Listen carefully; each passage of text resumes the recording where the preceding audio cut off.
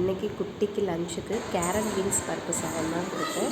ஒரு குக்கரில் ஊற வச்ச அரிசி, பருப்பு, ஒரு சின்ன வெங்காயம், ஒரு சின்ன சைஸ் பூண்டு, 4 தக்காளி, ஒரு கேரட் குட்டி குட்டியாக கட் பண்ணி எடுத்துக்கிட்டேன்.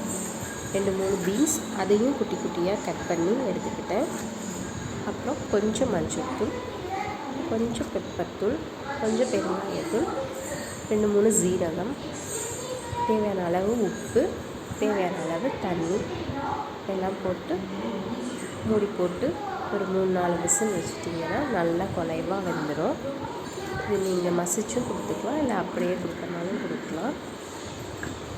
குக்கர்லேருந்து பவுலுக்கு ட்ரான்ஸ்ஃபர் பண்ணிவிட்டு 1 டீஸ்பூன் நெய் ஆட் பண்ணி கொடுத்தீங்கன்னா டேஸ்ட் நல்லாயிருக்கும். குழந்தைங்களும் நல்லா விரும்பி சாப்பிடுவாங்க. பாப்பாவும் நல்லா விரும்பி சாப்பிட்டாங்க. நெக்ஸ்ட் வீடியோவில் பார்க்கலாம். பாய்.